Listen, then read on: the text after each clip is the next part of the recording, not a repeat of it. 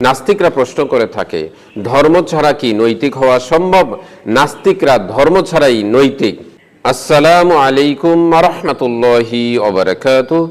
আলহামদুলিল্লাহি রাব্বিল আলামিন ওয়াসসালাতু ওয়াসসালামু আলা সাইয়্যিদিনা মুহাম্মদ ওয়া আলা আলিহি ওয়া আসহাবিহি আজমাইন। প্রশংসা আল্লাহ সুবহানাহু ওয়া তাআলার জন্য, শান্তি অবতীর্ণ হোক জনাবে মুহাম্মদুর রাসূলুল্লাহ সাল্লাল্লাহু আলাইহি ওয়াসাল্লামের প্রতি। নাস্তিকরা প্রশ্ন করে থাকে, ধর্ম ছাড়া কি নৈতিক হওয়া সম্ভব? নাস্তিকরা ধর্ম ছাড়াই নৈতিক।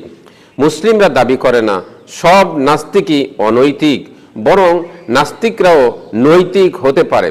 নাস্তিকদের মধ্যে সত্যবাদী হতে পারে, দয়ালু হতে পারে, পরোপকারী হতে পারে, সমাজের জন্য ভালো কাজ করতে পারে।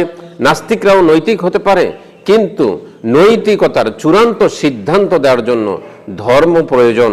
কেউ বলতে পারে সমকামিতা প্রাকৃতিক, সমকামিতা থাকতে পারে, সমকামিতা ভালো। আবার কেউ বলতে পারে সমকামিতা ভালো না, সমকামিতা নানান রোগ তৈরি করে, সমকামিতাকে খারাপ বলতে পারে।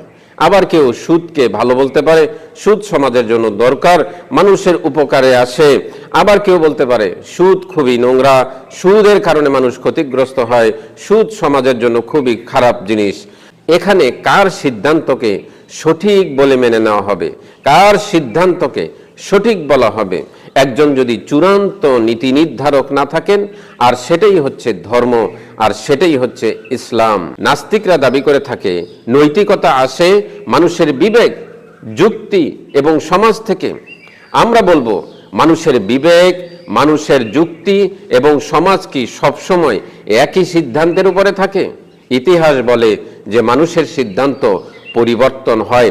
এক সময় মানুষকে ক্রয় বিক্রয় করা হতো, হাটে বাজারে মানুষকে বিক্রি করা হতো, তখন সেটা ছিল নৈতিক। আজ কেন সেটা অনৈতিক? এক সময় বর্ণবাদ, সেটা নৈতিক ছিল, সাদা কালোর ভেদাভেদ ছিল, আজ কেন সেটা অনৈতিক? মানুষের সিদ্ধান্ত পরিবর্তন হয়, কিন্তু আল্লাহ সুবহানাহু ওয়া তাআলার সিদ্ধান্ত পরিবর্তন নেই। মানুষ, যুক্তি, সমাজের সিদ্ধান্ত পরিবর্তনশীল, কিন্তু আল্লাহ সুবহানাহু ওয়া তাআলার সিদ্ধান্ত পরিবর্তন নেই। ইসলামের সিদ্ধান্ত পরিবর্তন নেই। আল্লাহ সুবহানাহু ওয়া তাআলা পবিত্র কোরআনুল কারীমের সূরাতুল ইউসুফের 12 নম্বর সূরার 40 নম্বর আয়াতে বলা হয়েছে, ইন্নাল হুকমু ইল্লাল্লাহ, নিশ্চয়ই বিধান দেওয়ার অধিকার একমাত্র আল্লাহ সুবহানাহু ওয়া তাআলার। কারণ আল্লাহ সুবহানাহু ওয়া তাআলার সিদ্ধান্ত হচ্ছে চূড়ান্ত, অপরিবর্তনশীল। পবিত্র কোরআনুল কারীমের সূরাতুন নিসা 4 নম্বর সূরার 135 নম্বর আয়াতে আল্লাহ সুবহানাহু ওয়া তাআলা বলছেন, ওয়া তাম্মাত কালিমাতু রাব্বিকা সিদকাও ওয়া আদলা, তোমার রবের বাণী ন্যায়ের দিক দিয়ে পরিপূর্ণ।